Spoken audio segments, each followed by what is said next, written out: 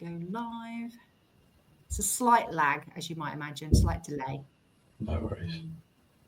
Which isn't to be surprised at.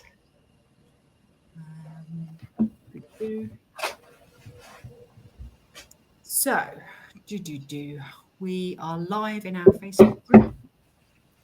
I'll make it just a couple of minutes to go. This is our third of 4, Rory. So we're over halfway through the week, which is busy incredible. week. Really, really busy week. Yeah, crazy busy week. But yeah, it's good. It's really good. And so yeah, the first 2 have done really well. So no pressure. I'll try not to. I'm the last one. So yeah, give myself the tail end to do as well. Cool. But yeah, I'm just gonna pop your put your slide deck back onto here for a second. I'll add that to stage. I think we'll take yours off the stage. Okay. While I introduce what we're going to talk about. I've dropped you an email with those details on. Brilliant. Lovely. I can get that sorted for you. Lovely. Thank you. So have you been mega busy since we last spoke? Yeah, it's been an interesting time in healthcare because everyone needs some at the moment by the looks of it. So we've got no staff and too many patients and frozen pipes and things bursting and popping and supplies failing, and it's been it's where I make my money. Come the summer, everything's fine for about 3 weeks. But yeah, it's been an interesting couple of months in healthcare. Certainly. Very squarey, isn't it? When you know resources are going to be compromised by something, isn't it? It's very scary times. Yeah. I guess they look to you for answers, don't they, Rory? So a lot of the time, yeah. Bring me solutions, they say. Well, yeah. If people stop bringing me problems, I might be able to find some. But yeah, it's been an interesting time. Also, with the county councils are all having a reshuffle, aren't they? So that's certainly in Worcestershire. That's an interesting topic because we're losing all of our district councils. So for education, I've got no idea what that means for you guys, but for healthcare, that causes a lot of issues. Yeah, no, district councils, aren't affected because the county council is the LEA, so that is the funding. Right. It is all at county levels, but districts, it's a strange one, isn't it? I mean, Bromsgrove and Redditch have been combined for a while, so I think we might as well call Redditch Bromsgrove, the amount of houses that we've got that have been approved by Bromsgrove councillors. They might as well just call it Bromsgrove. Joining up, isn't it? It is. Right, well, welcome everybody. I make it 7 o'clock, so welcome to our third night of Operation Respond 2025, our third year of Operation Respond, which we're delighted to bring to you every January. And I've got a new guest for us this evening, one that we haven't met before, a gentleman called Rory Bewer, who is going to talk to us all about everything business continuity. And you kind of think that this topic, and I know I do, I've been nagged about it a number of times in the last 21 years about how important it is to have, plans for when things go wrong and contingency and business continuity. Who are you going to call when you've got a PR disaster and you need to speak to somebody to get a press release done? Who's it going to be? You don't want to find somebody at that point. You want to find them in advance. But even in my business, in my world, in the last 24 hours, I've had to think about business continuity. And I'll tell you why, because of this.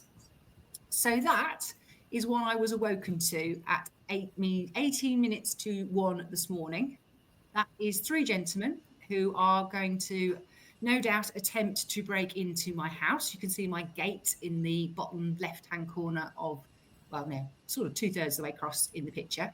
And they have obviously got one intention, and that is to steal my husband's car keys and steal the car off the drive. And this is the 5th time we've had an attempted break-in. So we are well versed with how this works. And thankfully, my security system worked wonders, and my husband's car is still on the drive. My car is with me, and we are not without cars this morning. But the same can't be said for a family around the corner who then lost their BMW and their Ford Ranger to these 3. I'm not going to say men because I doubt they're older than 17, these 3 boys from Birmingham who have come to steal cars.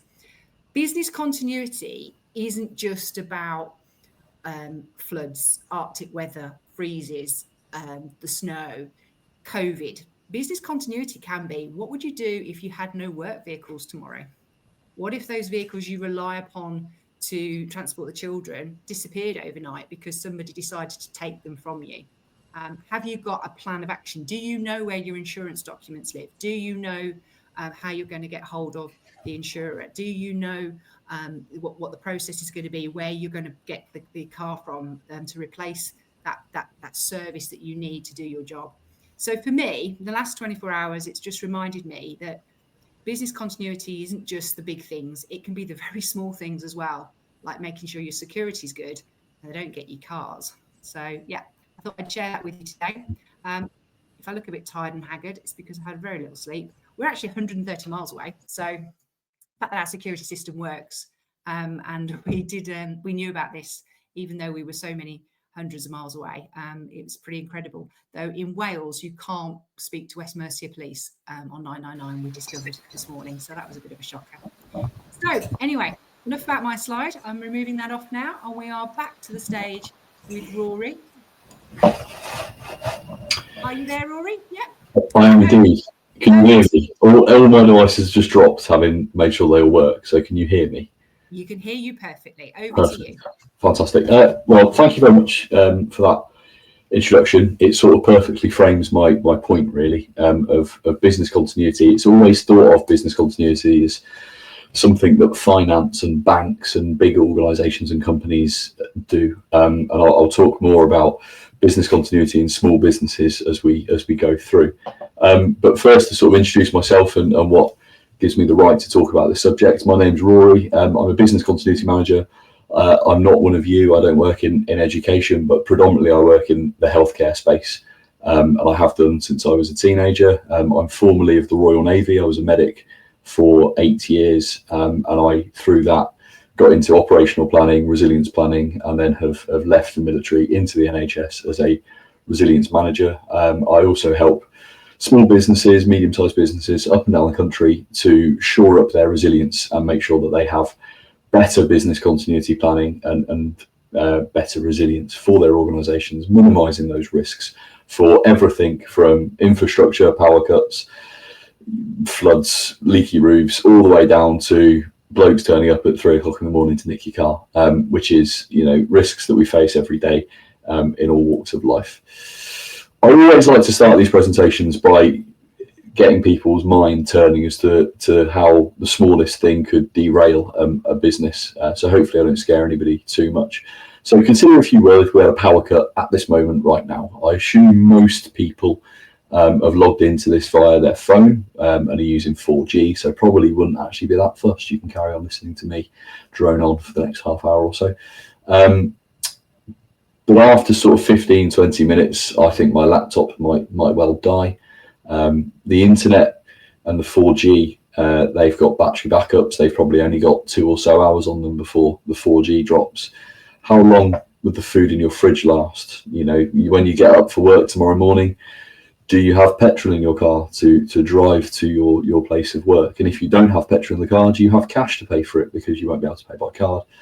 Very soon, all of these things start snowballing. That's before we even get into work. Are your staff going to be able to turn up if public transport's not working? If trains aren't running, are they going to be able to turn up because their children can't go to school, or their children can't go to their childcare for the day?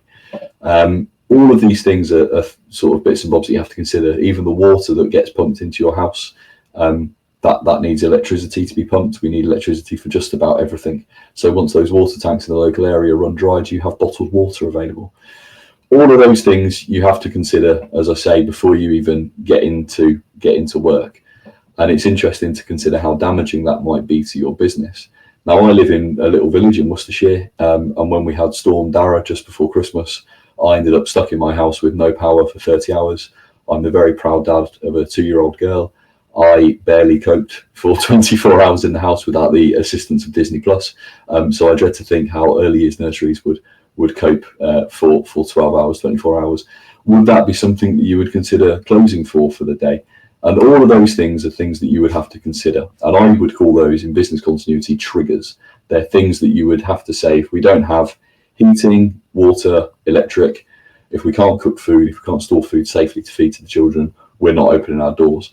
If you don't know what those things are, if you don't know what those set triggers are, it's very difficult for you to mount a response to an incident when you're in that stressful situation of trying to decide what it is you're going to do.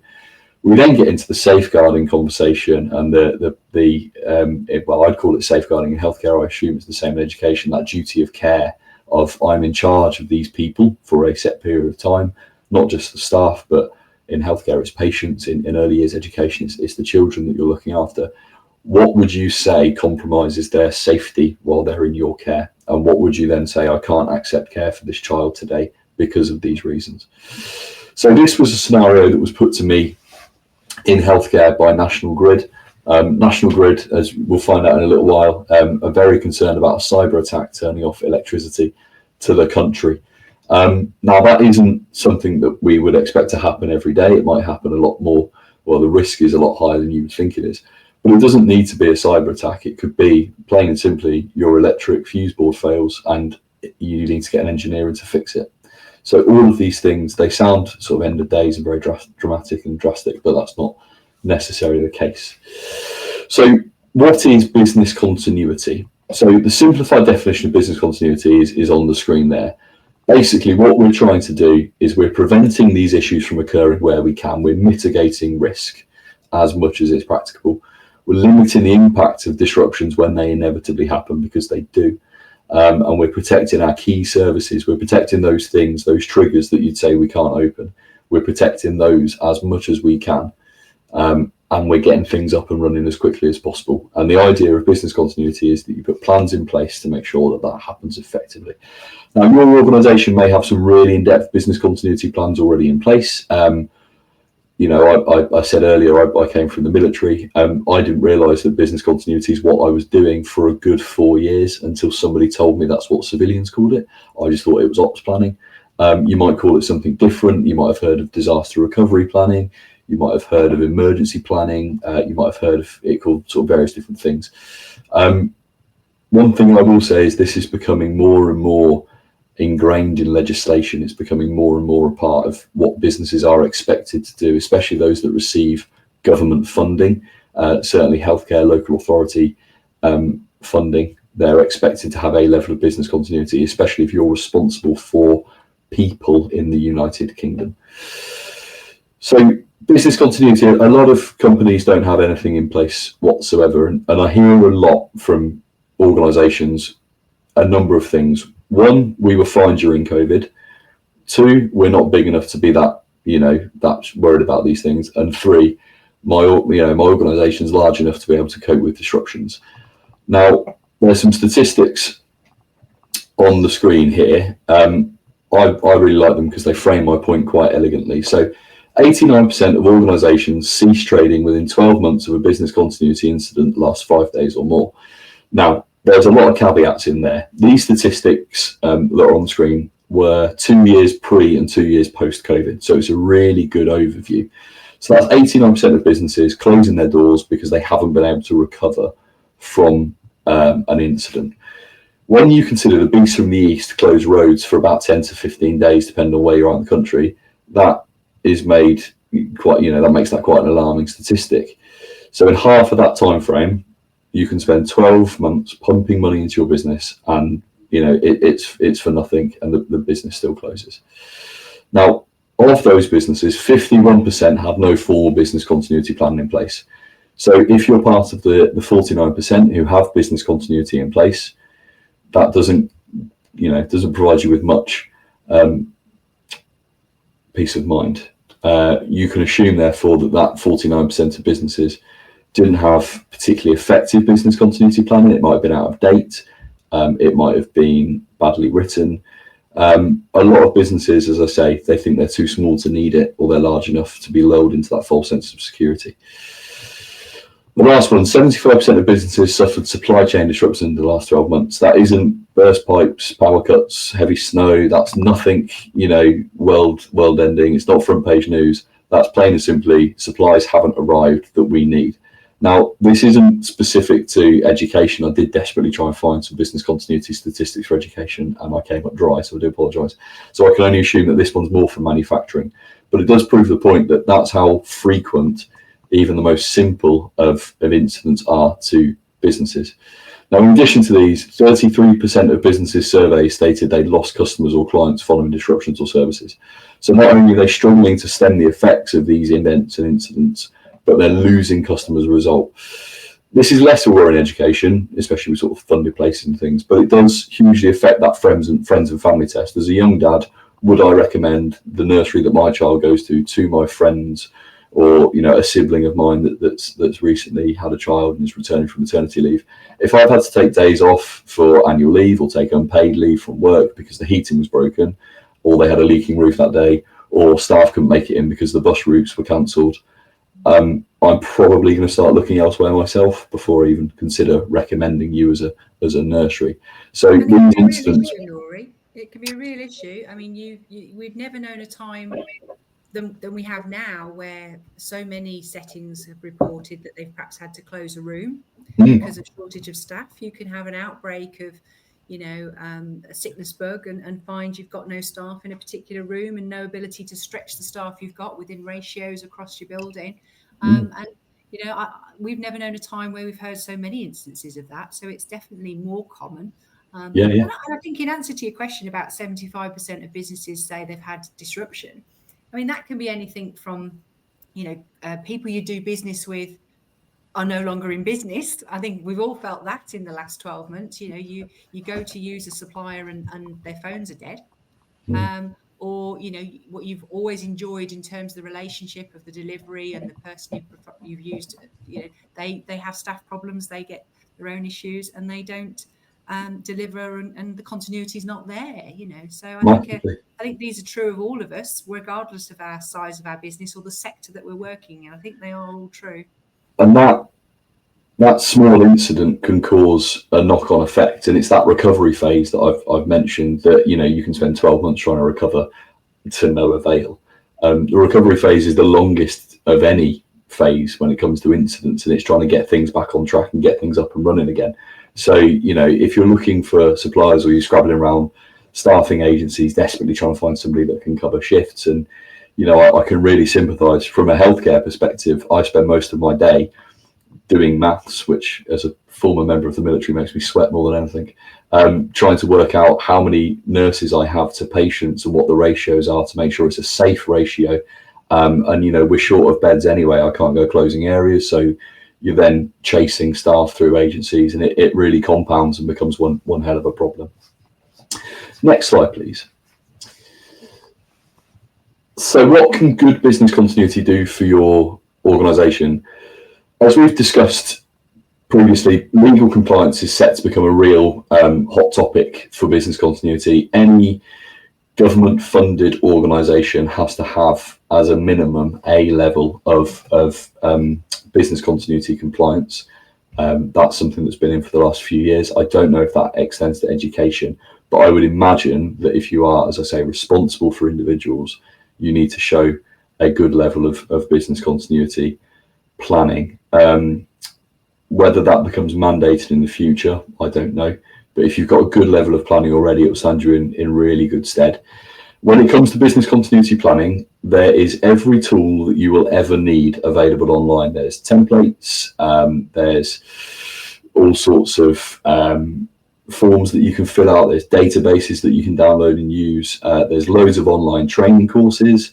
There's an absolute raft of these online. You can pay anywhere from 500 quid to a few grand to do a business continuity course. There's consultants like myself that are available to come into your organisation, identify risks that you may not have considered, write you a business continuity plan, deliver that training to your staff. If you speak to your local council, they have a emergency planning, resilience and response team. Within that, they will have somebody dedicated for business continuity, whose sole job is to encourage good business continuity for the businesses in their area to prevent those businesses and that economy locally from collapsing. So that is something that you can approach your local council for, and they'll be able to give you a really good steer and provide you with some great materials. don't be put off online by the jargon that's used. There's a lot of fluff and different definitions. You get cyber business continuity, you get digital business continuity, you get manufacturing business continuity. They all use different language. Even as somebody that works in the industry, it confuses me. As I say, I'm ex-military. I love an acronym and I can't keep up with them. So really don't be put off by the jargon. Take everything you read with a pinch of salt. So yeah, all of that's available online. Have a really good read. Speak to your regulators. I'm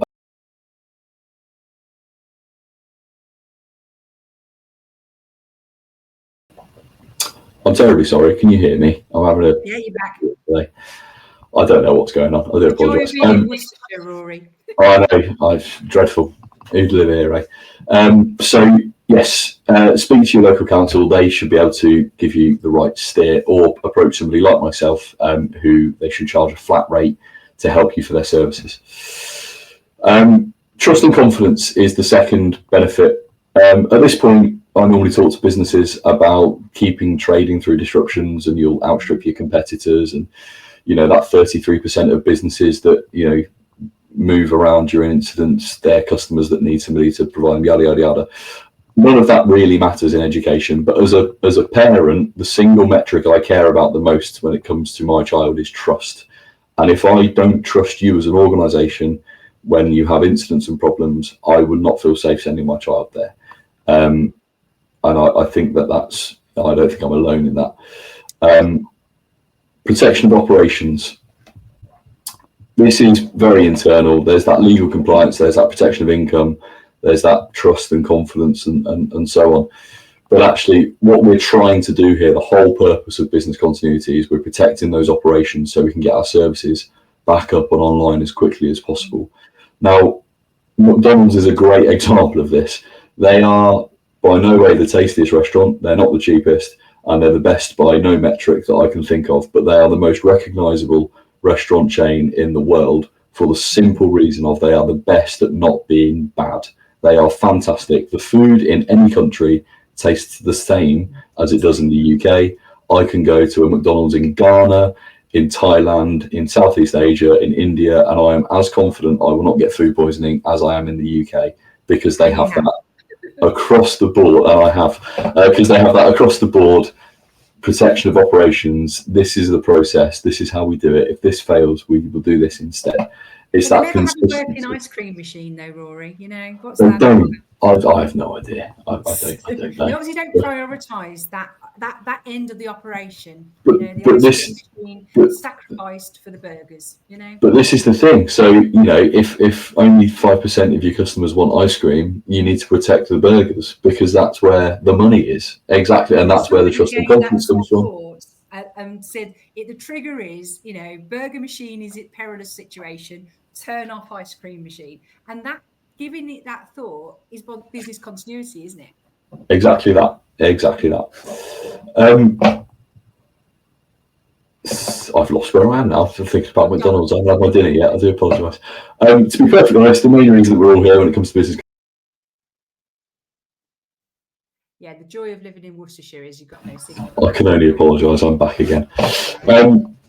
So the main incentive when it comes to business continuity is financial. It's the acquisition of new clients. It's the protection of your systems to prevent money wastage. I recently worked with a manufacturer who had a load of machines, and at least one of their machines broke once a month and would be down for 2 or 3 days while they waited for somebody to come and repair it.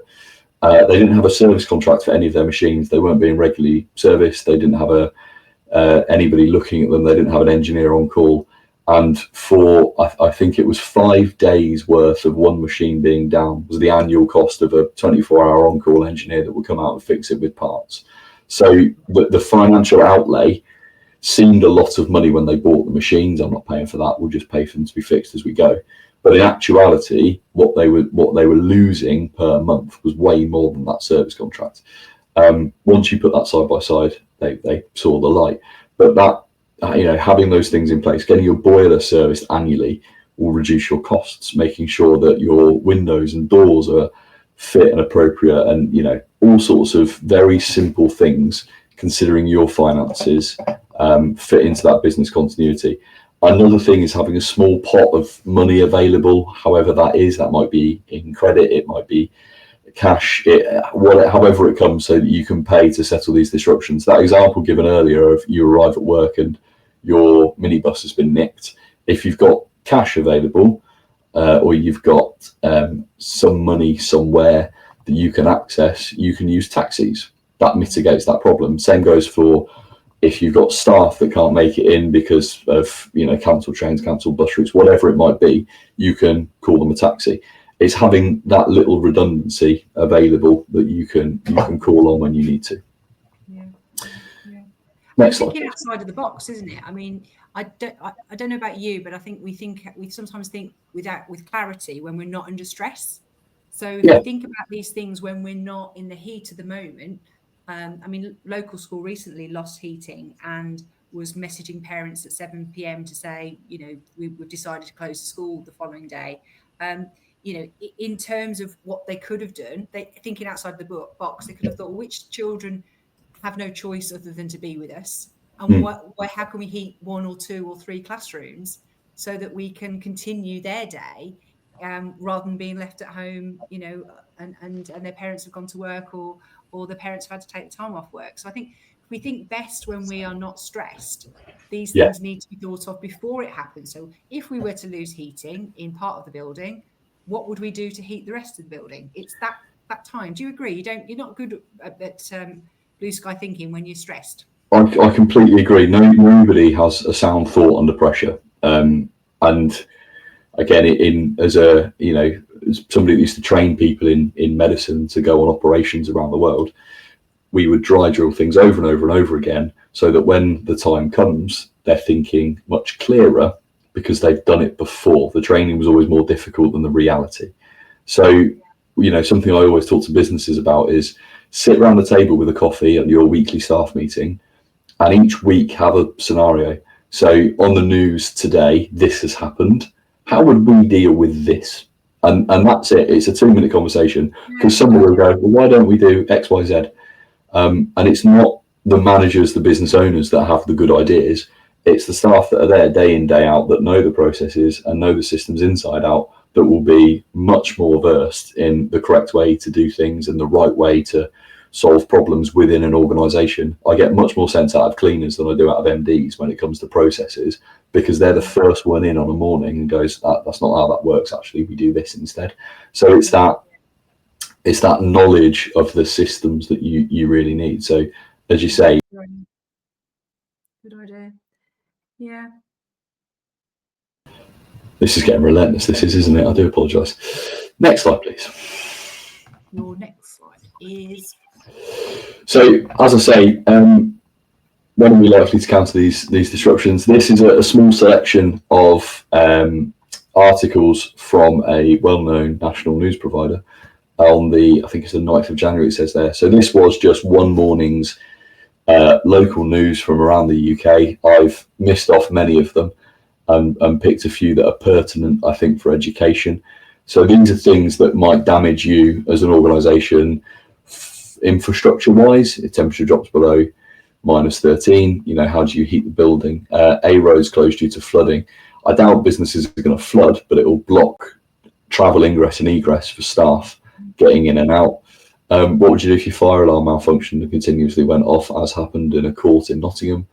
Reputational damage. I'm sure many people have seen on the news today the very sad death of a young lad up north. Must have been very difficult to deal with. Obviously, it was a medical situation. But how would you as an organisation deal with that? Do you have a medical emergency plan? As an organisation, do you have, in an incident, we're going to do this? At what point do you call the family? Where do you move the children that are in the room with the child? Where do you put them while the ambulance crew arrive and the police are going to want to get involved? So do you have a log of what's happened? Do you write down a log? At this time, this happened, at this time, this has happened. Paramedics arrive at this time. Do you keep that information to hand? So it's those processes, as we say, it's very easy to sit with a coffee on a Wednesday morning and have a chat about it and think, how would we have dealt with that? Come up with a process, write a little SOP, put it in a folder that's easily accessible for people. And then on the day of the races, somebody goes, actually, on my staff induction, I was told that there was a medical emergencies plan. Go and grab it. It'll be half a page of A4 paper, and it says this is what you need to do. It's having those things in place. These incidents, as you can see, they happen regularly. The one that I chuckle about the most is RAC in the top right corner. Incidents don't stay the same. They morph and they change. RAC, I'm sure, has been a massive issue for nurseries up and down the country, as it has for school-based nurseries. Yeah, definitely. School-based nurseries. Anyone that uses a council building, hospitals. I mean, our hospital nursery, we might have found some RAC in it. So, all of these, buildings have got RAC. It's become less of a where do we put the children. It now becomes a financial problem of, I'm a nursery owner. I've had to move out of where I was. I'm now renting a building. I'm now claiming on insurance. I'm now trying to find a way to make staff move between sites. It really does have a knock-on impact. And that initial, I need to move my children from here to there, now becomes an issue of how long do we keep them here? How long do we, keep this incident going for? Where do we put them? And so on. Next slide, please. Nurseries do have lockdown policies, Rory, sadly, because of things that have happened in the past. And they often do a practice like a dry run, you were saying, you might have done when you were in the military, so that the children are used to what happens when we practice our lockdown. And again, I think it's all part of that preparation piece, isn't it? Yes, lockdown. We're not going to read this, are we? No, which is why you've got the next slide. I'll just briefly talk about this one. So this is an extract from the National Risk Register. I highly recommend that you go online. It's called the National Risk Register 2023. This is where I've cut all of the data for the next slide from, so please don't strain your eyes trying to read it. The bottom axis is the likelihood of these events happening, and the left-hand axis is the impact. Now, that's from the point of view of the government. Dependent upon what business you own, where you live in the country, you might have a different view on it, and it may definitely impact you differently. So I've taken impact out of it, but there's 62 risks on this risk register, and then there's about 20 sub-risks underneath that, and I'll talk about the highlights on the next slide. So if you change slide for me, Imogen, that'd be great. Thank you very much. So at the not so scary end of the scale, these are things that we're expecting to happen once every 2 years. Major pollution incident in UK territorial waters, only really a problem if you're a seaside nursery. Major fire or explosion on mainland UK, we're talking gas pipelines, power plants, so on. Civil nuclear accident and or radiation leak. If you live near a nuclear power station, again, that might impact you, but I heavily doubt it. Passenger vessel accident, major aviation crashes and earthquakes. They seldom happen around the world. If they happen in the UK, even more so. So they're not necessarily things that you would have to worry about. Once every 2 years, we're getting into more likely situations. We've just talked about lockdown plans, school shootings massively on the rise, not just in America, but around the world. That involuntary celibacy, online hate speech is really sort of ramping up. It's certainly a target for counter-terrorism within the UK. So a hostage situation in a nursery is not that far-fetched. And according to the government and the National Risk Register, that's something we should be expecting once every couple of years. Fuel supply issues and shortages. I don't know if anybody remembers the fuel shortage of last summer. There wasn't a fuel shortage. Somebody wrote in a newspaper or an online column that with the war in Israel, we might see fuel shortages. That was misinterpreted by a major news outlet in the UK. So people started filling their cars up with more fuel than they needed. They started filling up jerry cans with more fuel than they needed. The BBC then reports that there's a national fuel shortage because people are filling up their cars. So everybody goes out and fills up their cars and uses more fuel. And all of a sudden, we have a fuel supply issue. Again, that might cause you problems with your minibuses and your transport and your travel. Avian influenza, it's something that's going on presently. Only really a problem if you have a petting zoo attached to your nursery. Major rail incidents, again, we rarely see it. Loss of water, infrastructure, including drinking water. This happened in Cornwall not all that long ago. There was a contamination in one of the pipes, and it led to an entire community in rural Cornwall being completely cut off from drinking water. There's a well-known saying, which is the world is 3 missed meals away from madness. If you cut off the water supply to a major city, I don't think the government will be able to mount a adequate response to deliver bottled water for cooking, washing and drinking to a major city. So if this were to happen in Manchester, Liverpool, Newcastle, London, Edinburgh, very quickly we'd see what's a little further up the risk scale, which is public outcry, that national inflammation of protests, and things would very quickly start to snowball. But this is something that we see. Again, wildfires, we've had them in Yorkshire in the last couple of years. They are around, they do happen. Yeah. Once every 200 days, so we should expect this by Christmas next year. National internet and data failure. Everything is becoming more and more reliant on digital and data. Phones are all going to VoIP, voice over IP. Everyone's losing their copper cabled phones. So if we have no internet, you have no phone, nor will you be able to use your mobile phone. So do you have a plan for that? Do you have landline numbers for parents? Do you have addresses for parents? Worst comes to worst. Do you have all of those things not on a digital system stored in the cloud because you won't be able to access it? Do you keep that printed in a locked, safe data protection? Sounds old school, doesn't it, having a file in a safe? But actually it's that knowledge you've got it there is what gives you confidence, because if you are relying on everything being in the cloud and you can't access the cloud, your stress levels would absolutely go through the roof. So I suspect it's something we could all do, is to have a paper file to back up our digital files. Massively. We had a doctor at our hospital recently who was very proudly telling everyone that his Tesla was entirely controlled by his phone and his Apple Watch. He went onto a 12-hour shift, his phone and his Apple Watch died. He couldn't unlock his car to drive home. I had to ring his wife. And he's not the talk of the hospital trust at all, is not he? At all. But so these things do happen if you have digital issues. It can really quickly scupper you. Large-scale CBRN attacks. Salisbury's within living memory. It's scarily easy to do such a thing, and it would have a huge impact. And the government say that that's something that we're likely to see in the next 200 days. Public disorder, that's terribly put on that slide, I can only apologise. Public disorder, the Southport stabbings caused absolute havoc last year.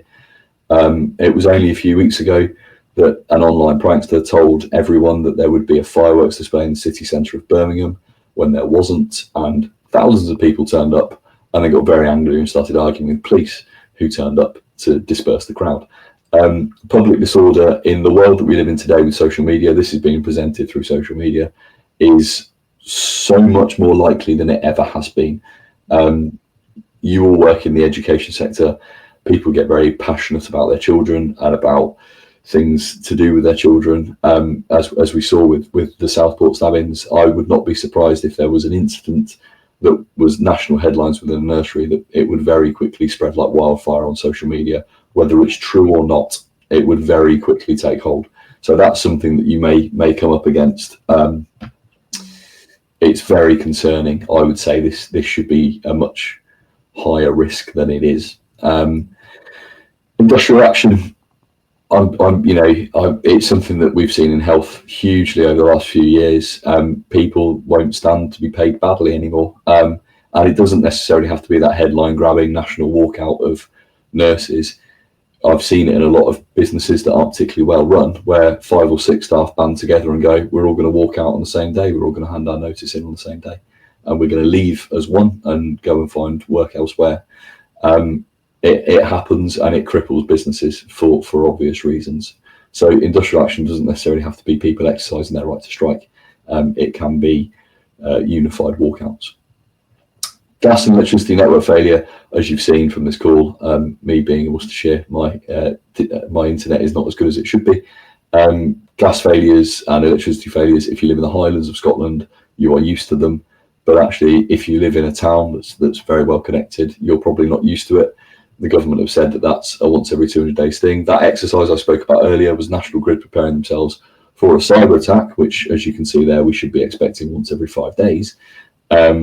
turning off that supply. Nothing wrong with the infrastructure, it's just been digitally turned off. Key UK supplier failure, again, we've had this in the last year with the Gojo hand gel. They were the biggest supplier of hand gel to the UK, owned by Johnson & Johnson in the US. Johnson & Johnson in the US decided they were going to pull out the European market. All we had for hand gel from our suppliers was what was left in warehouses, which very quickly was snapped up and disappeared. So people were trying to find those gin distillers that in COVID were making hand gel to see if they'd do a few batches, and it all got out of hand. It's now fixed, but that, they're not considered a major UK supply failure. There was also the poisoned sandwiches from Bristol last year that made their way around the UK. Somebody that was ill was working on the production line, and very quickly lots of people got diarrhea and vomiting. I dread to think how quickly that would spread around a nursery. Mine's always coming back with something weird and wonderful. So if they had contaminated sandwiches as well, I dread to think what would happen there. Flooding and heat waves. Flooding, if you live by a river, might be a problem. But we have seen a lot of issues with flooding in the last couple of years, especially on new build housing estates. We're building on fields and greenbelt space that is there to soak up the water and put it back into the water table. We're doing a lot of digging, we're doing a lot of earth moving. That moves where the water table sits. There's more concrete, there's more roads. That water's got nowhere to go other than into drains. Drains very quickly back up. Water starts bubbling up through people's floors, certainly on new build estates. And even if those new build estates are built upstream of the drainage system, they're popping up in places that have stood for 100 years and never seen any flooding. And all of a sudden, every time we get heavy rain, roads are starting to flood. So it is something that's becoming more and more common. Total health and social care system failure. It sounds very extreme, but we should expect that once every 5 days. That's what the government says, which is terrifying, frankly. Attacks on essential infrastructure, that could be by other forces, that could be terrorism, that could be just, I don't really know the word for them, people just causing trouble. We've seen internet cables in the last year be cut by foreign militaries. They've cut internet cables. We're an island nation. Our internet cables are currently laying on the floor of the channel, connecting us to the rest of the world through France. If we have a major storm, there's nothing stopping those from snapping in a tide, and we lose our internet access, which is baffling how flimsy our internet access is, but that's what we've paid for. UK food contamination supply, we've discussed that. Major storms, we had Storm Dara just before Christmas. We're due another one at some point in the next couple of days. It was trees in my local area that were causing issue. There were trees all over roads. Cars were crashing into trees at night because they were falling over. It was an absolute nightmare. Cyber attacks have changed massively in the last 5 years. They're no longer the reserve for the rich and famous. Everyone can be attacked by a cyber criminal. Small businesses start to be held to ransom. They will get into your systems because you have typically worse cyber protection than anybody else. They'll take all your data as best as they can. When you consider that a lot of nurseries have camera systems around them that are streaming 24/7, they've got children's names, they've got addresses. When you consider that, that becomes quite a scary thought. Also, they have access to your banking details, to your staff's financial details, and so on. Well, they're holding you to ransom to pay 10, 15, 20 grand so that they'll take the bug out of your system. They're selling that information on the dark web. You then pay the 15, 20 grand ransom and they give you your system back, but now it's completely useless. That's an MO that we're seeing across the UK and around the world. Very easy to do, probably being done by a 15-year-old on a laptop around the corner. It's something that's happening more and more frequently. Scary, isn't it? Heavy snow impacting travel. Again, we've seen it this winter, especially in rural areas, and it massively affects everything. It only takes the slightest flurry for lots of members of staff to say they're not coming to work today because they can't possibly arrive.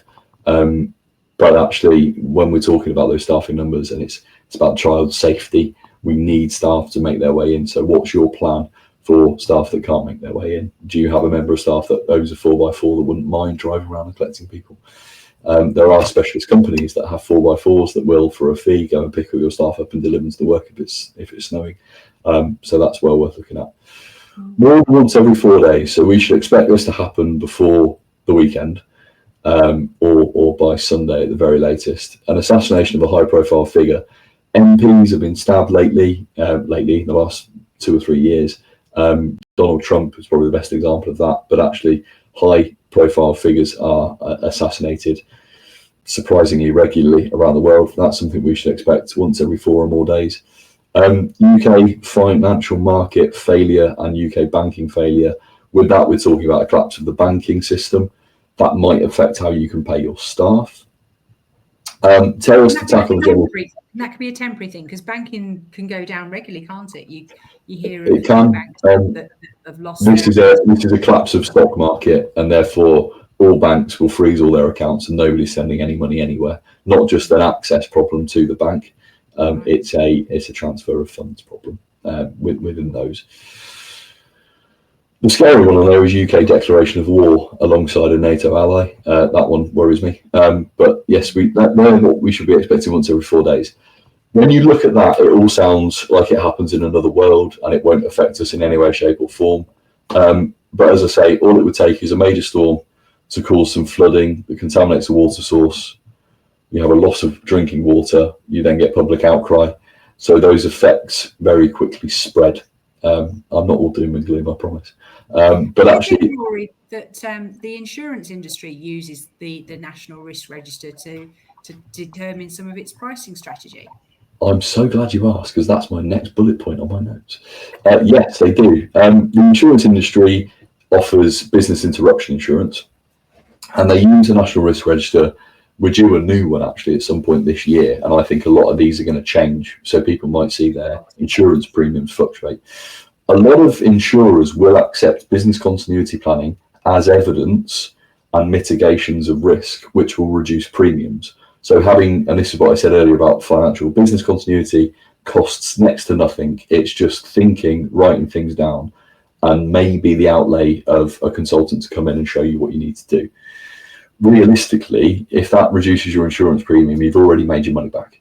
So if you then go on to think about the other things that come with business continuity, you're basically getting them for free. But yes, insurers do use the risk register. There are risk professionals, it's called horizon scanning, who spend all day, every day, sat on the internet looking for problems, looking at data, looking at statistics, and they inform the insurance industry.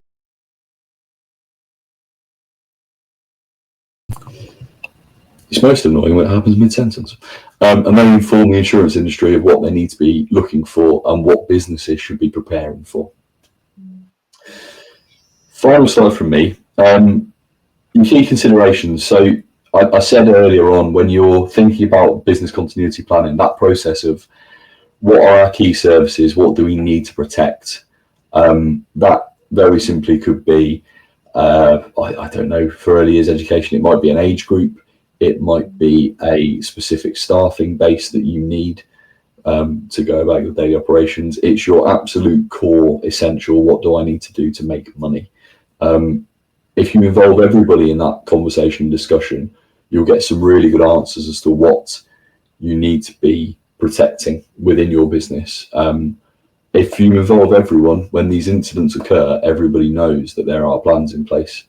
If you've got those set triggers for actions, if we have no electric, we can't open the doors. If we have no electric, we have an agreement with the nursery down the road that we can go and share a space. If we have an agreement with the school that we can use a hall, we have these agreements in place. If you've got set triggers for actions, if the heating breaks again, I know that for £19 I can go and get plug-in heaters from Argos, and I will need one per room.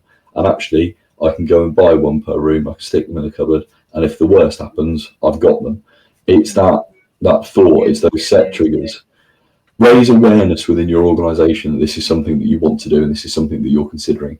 If you've got that awareness within your staff, and that comes involving everybody, people start to essentially train themselves to think about it. I don't want to sound like every veteran on the internet, but business continuity is a mindset. Oh, I hate saying that.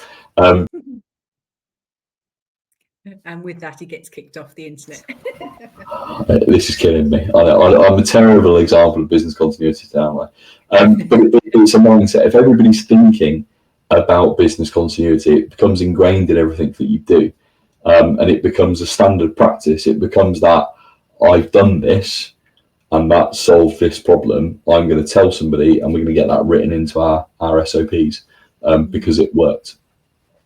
Make it work for you. If you don't want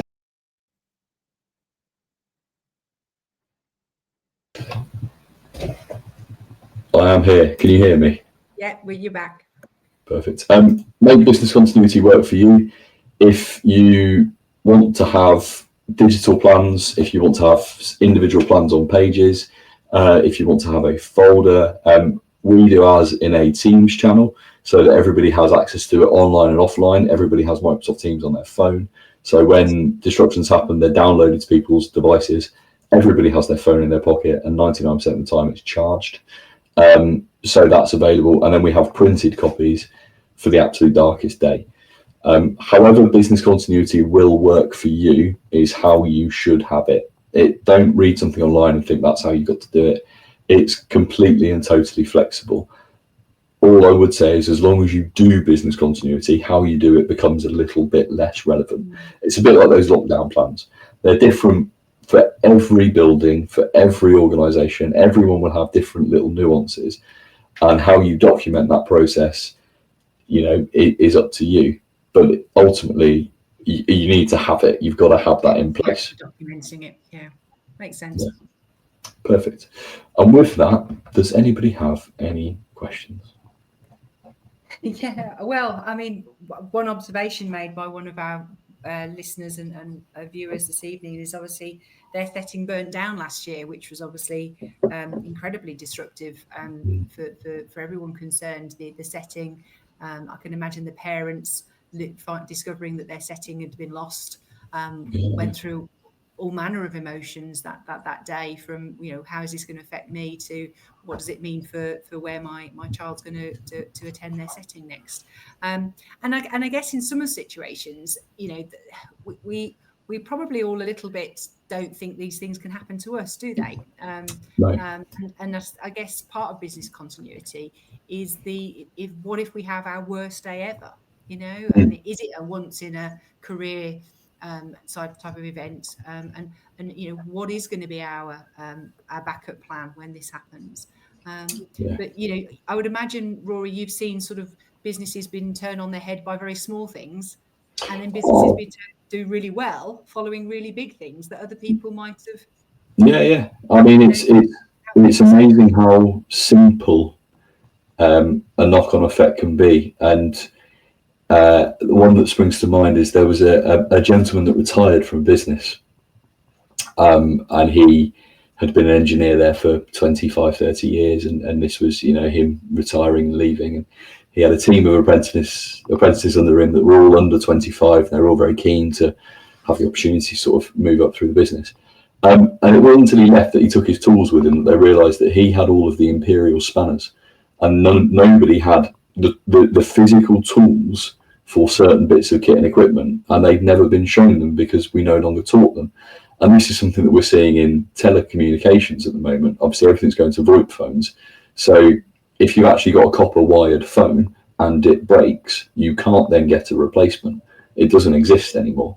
So everyone will be moving to VoIP phones, whether you like it or not. So what's your mitigation? Well, if you've got an iPhone, a newer iPhone, I think 14 and above, they have satellite capability for absolute emergencies. There's no way of connecting to anything, and I think with that you can call emergency services. But if you pay an extra fee, you can make any calls you like from a satellite number to any phone. So if you're in a rural space and you have a data outage, you can ring people and hopefully they can answer their phones.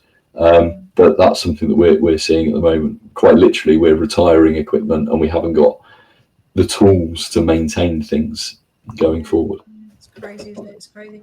And I was thought you were going to say, the gentleman retired, and the individuals didn't know what they needed to know. And from a HR perspective, part of business continuity is succession planning. Making Massively. sure that all the knowledge that you've got doesn't leave with you, and when the business doesn't have you, you suffer. So fascinating. Yeah, I mean, I think it is a topic which I hope everyone has found incredibly thought-provoking. It's a bit of a steer away from some of the other topics that we could have covered this year. But when you think about the title Operation Respond, it was designed at a time where we were thinking that we needed to respond and not react. And if ever there was an area of management where we need to respond and not react, for me, this is it. And this is why, you know, I think it's so important that we think about this in January 25, because I think this year is going to present us with all sorts of challenges. If you look at Rory's slides, it's going to be everything from a flood and a fire at some point that is going to impact us. And you know, to the other end of the scale, you know, could we potentially ever suffer from a power cut that was going to affect, you know, our lives?